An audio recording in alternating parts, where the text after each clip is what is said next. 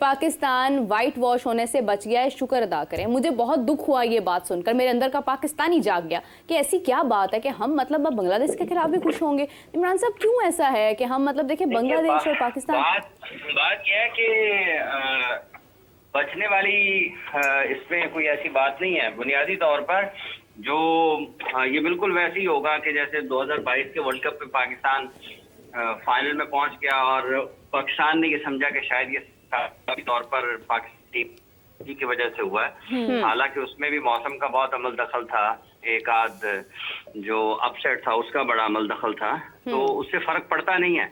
अगर पाकिस्तान की क्रिकेट की क्वालिटी इस हद तक ठीक होती 2022 में भी इवन या आपका निजाम ठीक तरीके से काम कर रहा होता, तो ऐसा तो नहीं होता ना कि 2022 में एक टीम वर्ल्ड कप का फाइनल खेल रही हो और 2024 में वो टीम पहले ही राउंड में यूएसए से हार के बाहर हो जाए। गैर मुतवक्की और गैर मामूली नतायज आते हैं, लेकिन जो अच्छी टीमें होती हैं जिनका सिलेक्शन का प्रोसेस ठीक होता है, जिनका निज़ाम ठीक तरीके से काम कर रहा होता है, कि वो फिर अगले टूर्नामेंट में उसका जवाब देते हैं।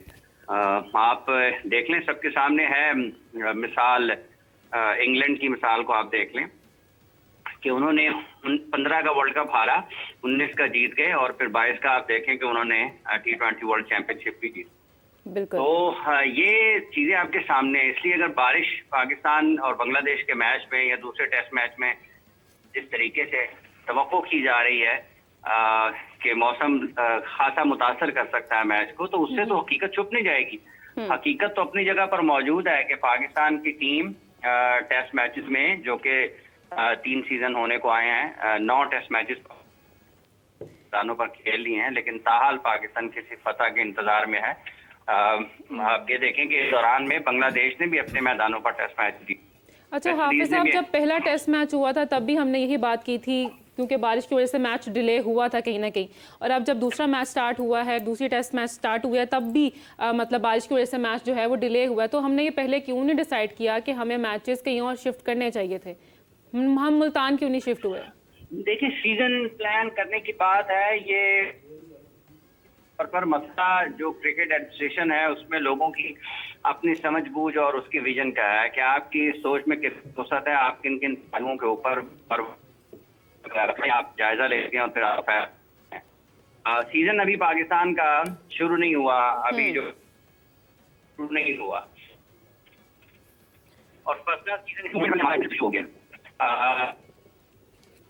हाफिज साहब, आपकी आवाज़ भी बारिश की होती नज़र आ रही है, क्योंकि सिग्नल्स का बहुत ज़्यादा इशू है, हम आपको ठीक से सुन नहीं पा रहे हैं, क्योंकि लाहौर में भी यही सवाल है। लाहौर में भी बारिश हो रही है। यही सवाल इमरान साहब से करते हैं। इमरान साहब, क्योंकि आपने जिक्र किया कि आपको कहीं ना कहीं शक था कि पाकिस्तान दूसरे टेस्ट में भी हार जाएगा, इसीलिए आपने ये बात की कि वाइट वॉश होने से बच गया है। ऐसी क्या रीज़न थी? तो चेंज भी आया, शाहीन को ड्रॉप किया, इस पर भी बात करते हैं, लेकिन जो इब्रार की शमूलियत थी वो तो एक प्लस पॉइंट था। तो किस तरह से आपको लग रहा है कि पाकिस्तान दूसरा मैच भी हार जाता? बिस्मिल्लाह, हमेशा से ही हमें ये कभी यकीन नहीं रहा कि हम जीत जाएंगे। हमें ये यकीन ज़रूर रहा कि यार हार ना जाए। ये यकीन हमें आज तक समझ नहीं आई जब से क्रिकेट के बुरे हालात हुए हैं और ग्राफ ऊपर नहीं जा रहा है, क्रिकेट का डे बाय डे नीचे आ रहा है। पाकिस्तान अगर इस मैच को पूरा होता, अगर हम देखते, अगर आज बारिश ना होती, तो शायद मुझे लगता है कि जिन दावों के ऊपर हम ये बात कर रहे थे कि इब्रार को खिला लेना चाहिए था पहला मैच और शायद वो कोई अच्छा रिजल्ट दे देता, लेकिन जब टीम मुत्तहिद ना हो और टीम के अंदर कॉम्बिनेशन उस तरह का बना हो कि हर किसी को अपनी पड़ी हो कि मैं परफॉर्म कर दूं, टीम भाड़ में जाए, तो मेरा ख्याल है कि फिर आपकी टीम में सिर्फ सर्वाइवल अपनी ज़ात की हद तक तो चलती रहती है, लेकिन टीम के लिए कुछ भी नहीं हो रहा होता। मुझे नहीं लगता कि पाकिस्तान टीम बहुत जल्द जो है वो इस पोजीशन में आ जाए। हाफिज साहब ये बात कर रहे थे 9 टेस्ट मैच हार गए, 10वां भी हार जाते तो शायद ये भी आपके लिए एक रिकॉर्ड होता कि आप अभी तक इतने मैच कंसेक्यूटिव हारे नहीं हैं। तो बांग्लादेश की टीम अच्छा, एक और मेरे जहन में चीज़ आ रही है कि पाकिस्तान ये 4 दिन में भी फैसला हो सकता है, अगर 4 दिन पूरे हो जाएं।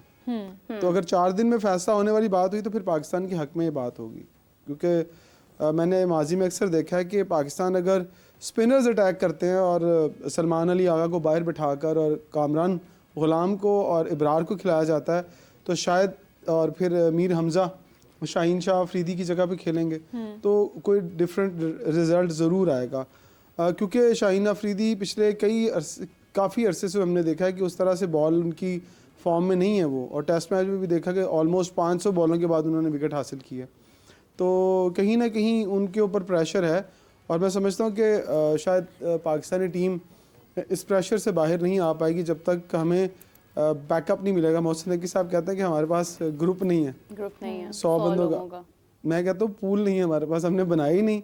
जब हम तक पूल नहीं बनाएंगे तो कहाँ से प्लेयर आएंगे। लेकिन इमरान, अब सॉरी टू इंटरप्ट यू, लेकिन मैं अगर देखूँ तो अब शाहीन के अलावा और कौन परफॉर्म कर रहा है? कोई भी परफॉर्म नहीं कर रहा। वर्ल्ड कप में अगर हम देखते हैं सबसे ज़्यादा विकेट शाहीन की ही थी, अगर आप फास्ट बॉलिंग में देखते हैं, क्योंकि स्पिनर्स को तो हम मतलब इब्रार को तो हमने कहा ही नहीं ना कि आप खेलें, तो कोई भी नहीं खेल रहा। बैटिंग में आप देख लें कोई भी नहीं खेल रहा। मैंने इब्तिदा में यही कहा ना कि सेल्फ परफॉर्मेंस तो हो रही है, लेकिन क्या शाहीन की, अब मैं पहले की बात नहीं कर रहा, पहले शाहीन ने बहुत मैचेस जीता, लेकिन शाहीन की परफॉर्मेंस से अब टीम जीत नहीं रही है। क्या आप कोई इवेंट जीत रहे हैं? 1-2 मैचेस जीतने का ये मकसद नहीं है। शाहीन की अपनी प्रोफाइल तो बहुत अच्छी हो रही है, लेकिन उसके साथ साथ दूसरे लोगों को भी परफॉर्म करना है। टीम में 11 लोग खेलते हैं, अकेले शाहीन ने क्या ठेका उठाया हुआ है कि वही आउट और करता अगर रहे। आपने सिर्फ शाहीन को ड्रॉप किया है परफॉर्मेंस की बेस पर, आप उनकी एक ज़ाती मसरूफियत को इसके साथ अगर शामिल कर रहे हैं, तो फिर आप बाबर आजम को क्यों ड्रॉप नहीं कर रहे हैं? तो बाबर आजम भी डक मुसलसल उनको हो रहा है। बदकिस्मती ये है कि पाकिस्तान के अंदर प्लेयर्स को ड्रॉप करना कोई मसला ही नहीं है। कभी आप उनको ज़ाती मसरूफियात की भेंट चढ़ा देते हैं और कभी कहते हैं ये इंजर्ड है। पाकिस्तान में प्लेयर का इंजर्ड होना और ज़ाती मसरूफियात के बाद बाहर होना ये कोई मसला ही नहीं है। आप मुझे मेरे अभी ब्लड टेस्ट करवा लें तो पीसीबी वाले कहेंगे ये बंदा बोलने के काबिल नहीं है, इसका लिवर फैटी है, इसका दिमाग ख़राब है, तो जनाब ये इसकी सारी बातें ख़राब है। तो ऐसे प्लेयर के साथ होता है, अच्छा भला प्लेयर होगा, उसके टेस्ट करवाएंगे और कहेंगे इसको इन्फेक्शन है, इसको फीवर है, ये खेल नहीं सकता। ये बड़ा आसान है पाकिस्तान टीम से निकालना। मैंने माजी में जूनियर लेवल पर और सीनियर लेवल पर बहुत सारे ऐसे प्लेयर्स को इंजरी की बिना पर बाहर होते हुए देखा है, क्योंकि जब एक प्लेयर परफॉर्म करके टीम में आया होता है तो जब आप उसको निकालेंगे तो लोग आपको पूछेंगे भाई इन्हों क्यों कटे, तो आप कहेंगे यार ये अनफिट है। तो अनफिट होने के लिए क्या आपसे मैं तो नहीं जाके पूछूंगा दिखाएं इसकी रिपोर्ट कहाँ है, तो वो एक बहुत बड़ा सेटबैक है प्लेयर्स के लिए। नहीं, अच्छा इमरान, हम काफ़ी दिनों से ये बात तो कर रहे हैं कि किसको खिलाना चाहिए किसको नहीं खिलाना चाहिए, लेकिन जो ऑलरेडी खेल रहे हैं, जैसे अभी मीरब ने बात की, किसकी परफॉर्मेंस हमें देखने को मिली है? किसी के भी नहीं। Babar Azam constantly 8 times test match में 0 पर आउट हुए हैं, तो इससे उनकी लीडरशिप स्किल्स पर ऑब्वियसली क्वेश्चन तो आता है। कैसे वो इंटरनेशनली हम आगे उनको देख सकते हैं? कैप्टनसी के हवाले से अगर बात करें या ओवरऑल परफॉर्मेंस, इसलिए उनका रेटिंग भी उनकी कम आई है, गिरी है, तो क्या कहेंगे आप? मेरा ख्याल है कि अब अगर बाबर को इस सीरीज़ में आखिरी ये चांस है उनके पास, अगर वो परफॉर्म नहीं करते ना तो मेरा उनको रेस्ट खुद ही ले लेनी चाहिए, क्योंकि फिर आप किसी की जगह ब्लॉक करके बैठे हुए हैं। आप इसलिए ब्लॉक करके बैठे हुए हैं कि आप किंग हैं, तो किंग तो फिर खुद ब खुद भी इस्तीफा दे देते हैं, खुद अपना तख्ता छोड़ के नीचे आ जाना भाई, पहले किसी और जानशीन को ऊपर लेकर आए। जो केन विलियमसन ने कप्तानी छोड़ी है वर्ल्ड कप में, न्यूजीलैंड के कैप्टन हैं, एक अच्छे प्लेयर हैं।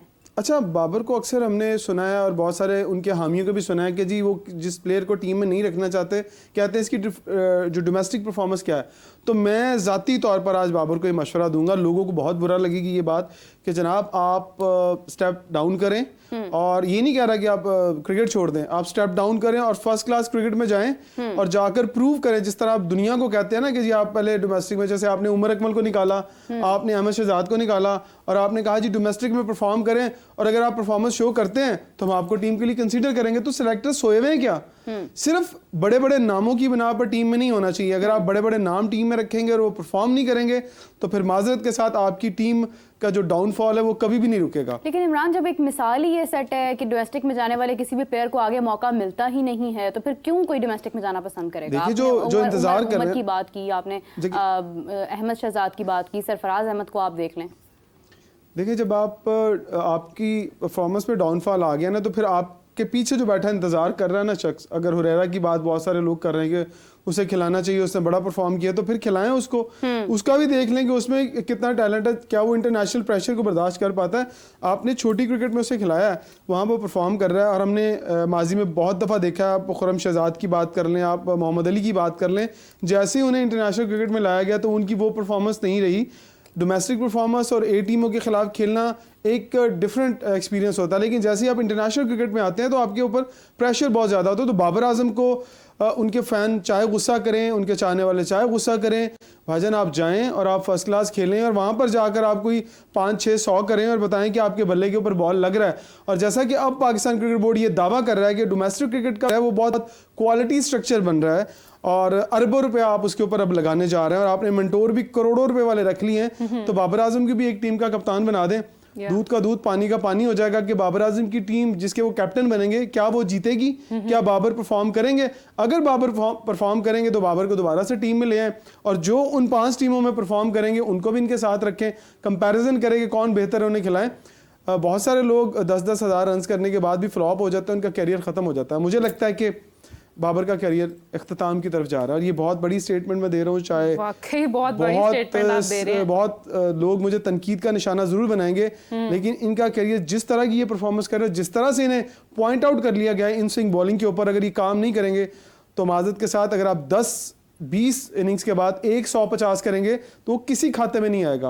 आपको लोग बातें करेंगे और आपको बर्दाश्त करनी पड़ेंगी और आपके चाहने वालों को भी ये बातें बर्दाश्त करनी पड़ेंगी। इमरान आप बात तो ठीक कर रहे हैं, लेकिन मेरे ख्याल में this is too early to say कि बाबर आजम का जो कैरियर है वो अख्ताम की तरफ है।